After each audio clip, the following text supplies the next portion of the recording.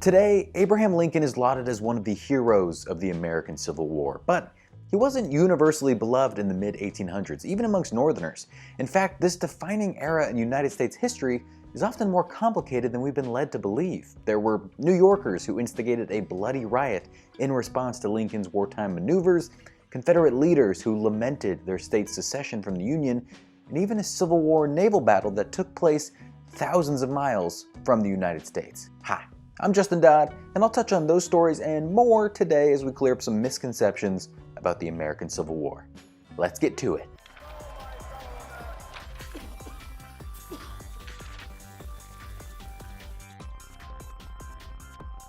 Lincoln's policies enjoyed widespread support in the North. The story of the Civil War is all about division within one's own country, but the schisms ran deeper than just North against South. There were also cracks within the Union, even after the Southern states seceded. Up north, you had a group called the Peace Democrats that opposed basically everything about Lincoln's leadership and his war. In time, these dissidents would be nicknamed Copperheads after the venomous snake.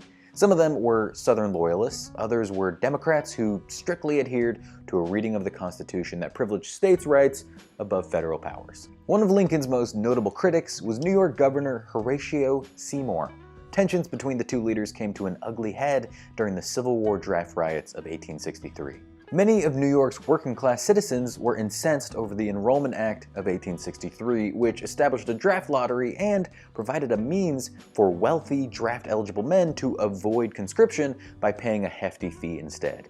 What might have begun with principled indignation towards the legislation soon devolved into terroristic violence and destruction. The rioters targeted African Americans in the businesses that catered to them, killing many and even setting fire to an orphanage. Governor Seymour, for his part, was not only seen by the public to be potentially siding with the rioters, he even referred to them as "my friends" in a speech shortly afterward. Elsewhere in the country, when former Ohio Congressman Clement L. Vallandigham made an anti-war speech, he was seized by Union troops and tried by a military court. Vallandigham was all set to go to prison until Lincoln decided to commute his sentence and banish him to the Confederacy. Robert E. Lee and Jefferson Davis were staunch secessionists. Jefferson Davis, the man who would eventually become the Confederacy's first and only president, and who, in my opinion, looks like Abraham Lincoln's evil twin, was originally a senator from Mississippi who opposed early calls for secession. But when Davis learned that his home state officially voted to leave the Union in January 1861, he decided to stick by his state rather than his country. He did so with a heavy heart, saying it was the saddest day of my life. Remember, this was a time when many politicians and citizens thought of themselves in terms of state first, country second. In Davis's eyes, there was no other choice. He eventually headed to Montgomery, Alabama, where the heads of the recently seceded southern states were planning to meet and form the Confederate States of America. Now, let's be clear, even when Davis had his doubts about secession, his mind was entirely made up about the war's defining ideological difference. In 1857, a newspaper reports him proclaiming that African slavery as it exists in the United States was a moral, a social, and a political blessing. Even if there were plenty of racists in the North and Unionists in the South, the question of slavery largely defined the outlines of the war. Robert E. Lee followed a similar ideological trajectory on the issue of secession. Though he was initially against it, his real loyalties were with his home state of Virginia. After Virginia's state convention voted to secede by a count of 88 to 55 on April 17, 1861, Lee resigned from the United States military, where he was a colonel, and went to work for the Confederate Army. While in command, Lee served under Davis, who apparently got over his whole secession phobia in a big way. In a late 1862 speech to the legislature of Mississippi, he declared, "After what has happened during the last 2 years, my only wonder is that we consented to live for so long a time in association with such miscreants." The Emancipation Proclamation ended slavery. So, did Lincoln abolish slavery with the Emancipation Proclamation? Not exactly. When Lincoln delivered the message on January 1, 1863, it declared, "All persons held as slaves within any state or designated part of a state, the people whereof shall then be in rebellion against the United States, shall be then, thenceforward, and forever free." Old-timey jargon aside, Honest Abe was basically saying, slaves in the rebelling states are free if we win. It was what many people wanted to hear, but it still had some important limitations. First, it left out border states like Kentucky and Delaware, and none of it would really matter if the Union didn't prevail. Despite that, it was also a huge win for abolitionists. This was really an announcement that the Civil War was no longer a war just to preserve the Union. Freeing the enslaved population was now an official objective for Lincoln and his army. It emboldened the abolitionists in the North and made opposing countries like France and the UK bristle at the thought of supporting the pro-slavery forces of the Confederacy. Still, it would be another 2 years before slavery would actually come to an end in the United States. In June 1865, Union troops led by General Gordon Granger arrived in Galveston, Texas, and announced that all 250,000 enslaved people in the state were officially free. Today, Juneteenth is celebrated on June 19th to honor this occasion, though it's worth noting that even after that date, slavery continued in some places within the United States. Neither Delaware nor Kentucky ended slavery during the Civil War, so some historians estimate there were still around 65,000 enslaved people in 1865. In December 1865, the end of slavery was finally put into law when Congress passed the 13th Amendment, which stated, "Neither slavery nor involuntary servitude, except as a punishment for a crime whereof the party shall have been duly convicted, shall exist within the United States or any place subject to their jurisdiction." All amputations were done without anesthesia. We've discussed some of the underpinnings of the war, but what about the actual warfare? You've seen it in plenty of movies. The wounded Civil War soldier is brought into a medical tent on one of those old-timey stretchers where he's attended to by a kindly nurse and a heavily bearded doctor. The two look at the bloody, pulsating limb and decide to amputate before gangrene sets in, but this is a battlefield in 1863. There's no anesthesia in sight. There's only a hacksaw, complimentary bullet for the soldier to bite down on, and a doctor who is just dead behind the eyes. It won't be pretty, but it's time for that limb to come off. If that's the image that pops into your head, congratulations, you've seen glory. But despite what the silver screen suggests, anesthesia is estimated to have been used in around 95% of all surgeries during the Civil War, according to the National Museum of Civil War Medicine, which is a very real and very specific museum. Ether had made its way into medicine as a general anesthetic in 1846, with chloroform arriving the very next year. That being said, this newfangled way of putting people under in order to operate was still somewhat controversial at the time, and the Civil War doctors who used it actually had very little, if any, hands-on experience with it. Of the two, chloroform was the preferred method of anesthesia because it worked faster and was far less likely to, explode. Now, there were times when anesthesia couldn't be used, but according to the medical and surgical history of the War of the Rebellion, prepared under the direction of Surgeon General Joseph K. Barnes, many of those cases might have been shot injuries, where there were concerns about negative side effects from the drugs. Even then, the report says that there were just 254 cases reported without any anesthesia. It's brutal. Only men fought during the Civil War.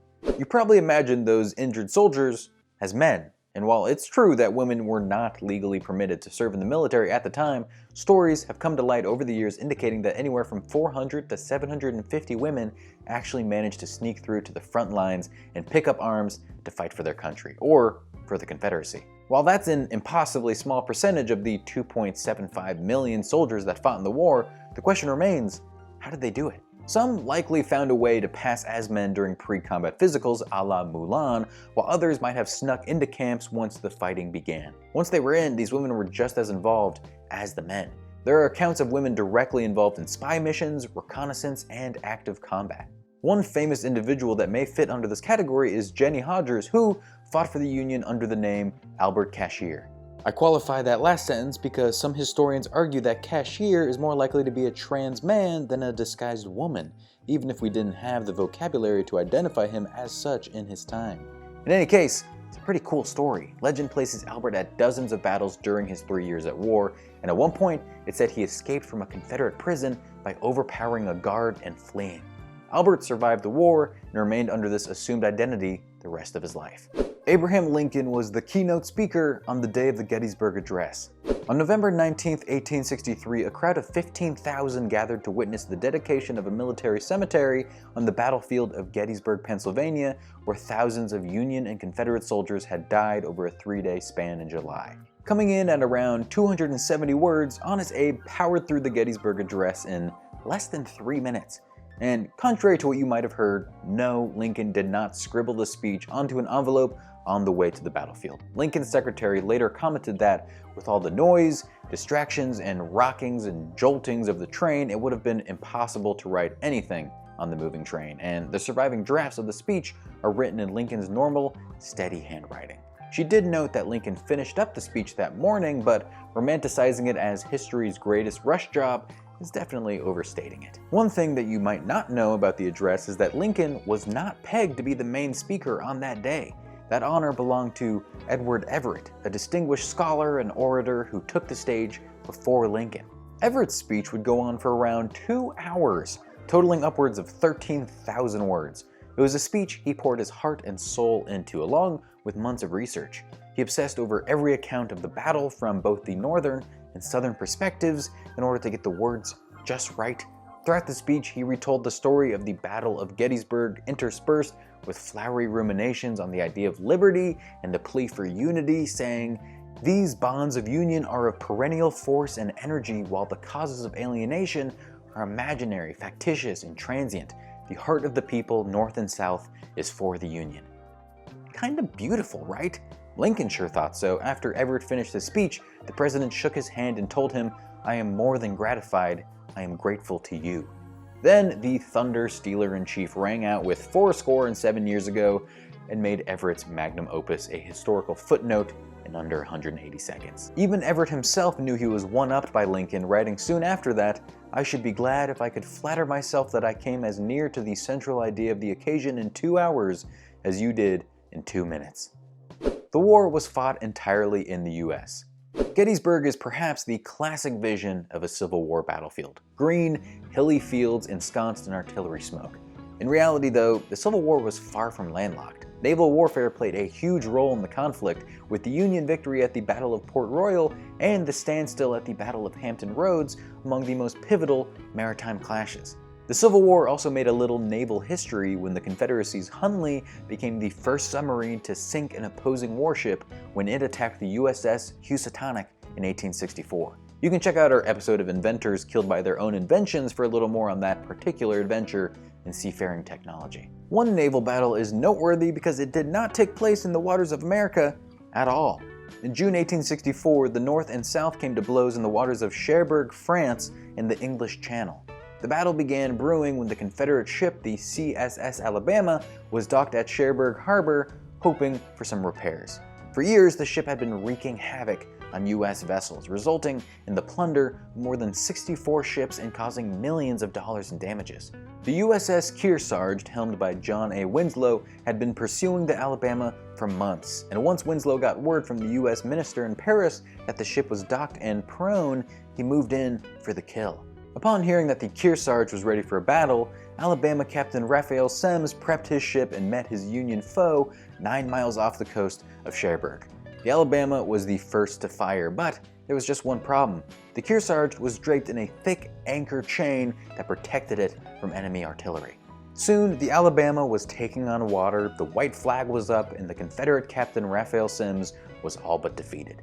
Instead of capture, though, Semmes and some of his surviving men were saved by a nearby British ship. In all, around 20 Confederate troops died compared to just 1 Union soldier. If you have an idea for a future episode of Misconceptions, drop it in the comments below. And don't forget to do all the subscribe-y, bell notification type things. It's YouTube, I'm legally obligated to say that. Thanks for watching.